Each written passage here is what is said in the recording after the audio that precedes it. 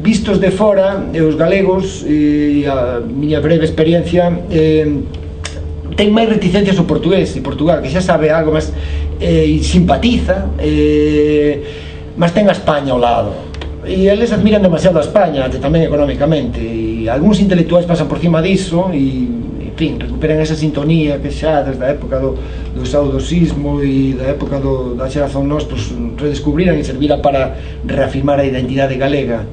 Mas hai algunhas reticencias e, por exemplo, no encontro das correntes fun 6 veces. Este ano xa non vou, é o maior encontro de escritores en Portugal, e sempre me puñan na lista como galego, escritor galego. O ano pasado, que cumprían 10 anos, convidaron ao embaixador español e convidaron e eu sei agora por dentro como unha protesta da embaixada, e a min puxeronme como español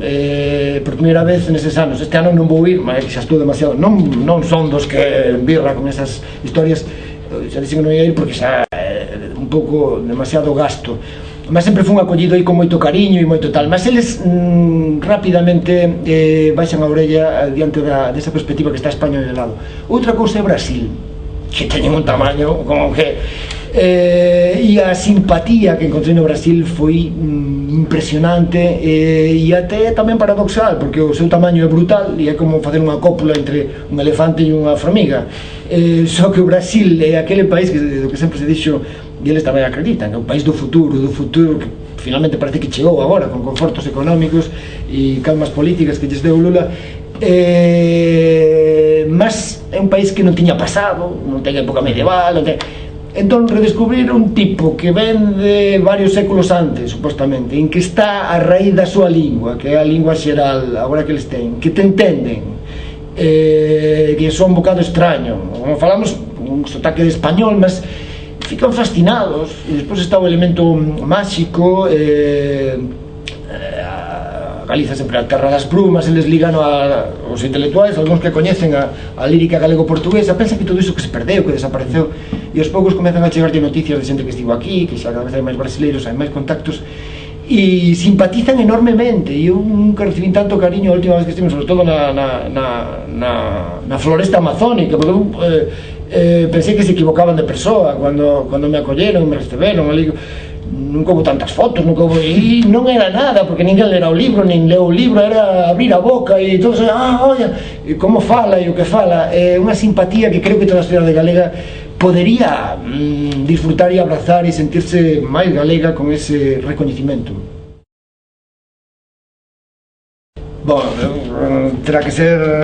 outra persoa que valorice. Vai haber unha reedición agora dos números, por certo, do Mono da Tinta. O Mono da Tinta foi unha empresa, en fin, unha aventura quase adolescente, moi voluntariosa e, en fin, maravillosa. E a Galia xa representa ou corresponde a... Estou outra vez con ela, mas ante o número 100 e xa o deixo, está por trás a Asociación Galega da Lingua e sempre tivo esa vocación e tamén un respaldo económico.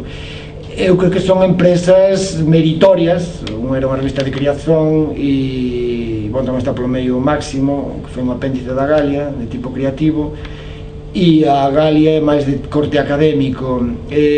Son empresas que precisan do voluntarismo e do diñeiro e do tempo das persoas a que se dedica,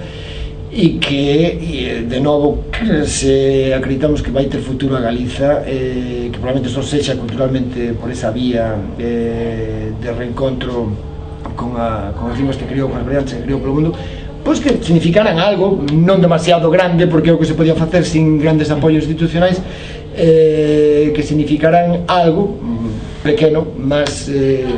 xa veremos que di a posteridade. Eu xa escribín en algún lado, e está inédito, que bon, se eu tivese 1 millón de euros faría un filme. Xa fixen algún pinito con vídeo e tal, até darme conta de que tamén se precisan profesionais e que mesmo con bon computador e programas que non se conseguen facer maravillas. Mas escribía que se tivese 1 millón de dólares faría un filme, e por tanto o equivalente sería a televisión. Creo que a televisión é o medio socialmente máis directo de mostrar cosas á sociedade, e ese medio sería o ideal para pôr en contacto estas realidades. Mas como nin teño a formación nin teño diñeiro para o filme, pois me decía que os pobres temos unha caneta que é moi barata e por iso hai tanto escritor na Galiza e en Portugal escrevendo, en fin, boamente o que se pode. E supoño que ainda que comezo a ser vello para grandes aventuras, xa fixen algunha en que fiquei escarmentado, como do Máximo, non houve algunha tentativa de facer algunha outra, unha revista de creación en que non se cuestionase non se falase de norma, non se falase de cuestións lingüísticas pesadas, e se falase de filmes, de sexo, de viaxes e de tal, e puxese en contacto estas realidades que para o caso galego ainda que continúan bastante distantes, ainda que a internet axudou moito, e que para o caso das lusofonías, as Áfricas, Brasil e Portugal, a Galiza, como había un lema turístico que utilizara, creo que a Xunta hai pouco, e colocaba ali por Portugal, tan lonxe, tan perto, ou tan perto, tan lonxe, algo que quebrase polo visual, unha revista que é o único que sei facer realmente. A frescura, a integridade e a cualidade podrían ser algo que interesase que vendese, pondo en funcionamento tamén as armas internauticas, e non acredito no diñeiro público, xalá retirasen o diñeiro público de matar os músicos os do teatro, de tal, conseguir interesar a un público descubrindolle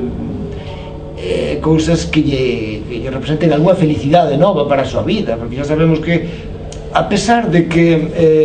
aquilo no que traballo eu é prescindível para a vida, non é útil, a literatura non é útil, mas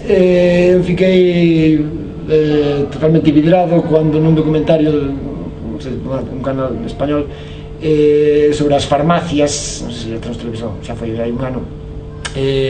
un inquérito nas farmacias do Estado español mostraba que na zona máis rica e máis de ferias e demais, na Costa do Sol e tal, onde hai unha concentración máxima de ricos e de casas tal, había un consumo infinitamente superior a outras partes do Estado deses medicamentos contra a depresión, contra a xente ten que ser feliz, precisa comida, bebida, mas ás veces a felicidade pois tamén a dá a arte, a chispa da vida non é só, e nunha sociedade de consumo como a que temos, en que aparentemente están cobertas as necesidades básicas de comida, de bebida e de dormida, pois a xente fica un bocado ás veces, e como tamén espiritualmente, pois nunca se venderon tamén tantos libros de autoaxuda, pois bon, a arte tamén é unha especie de autoaxuda, e creo que ainda se pode chegar por aí as persoas, e se pode salvar vidas, por lo tanto hai algunha hipótese ainda de ter sustento económico, quero acreditar.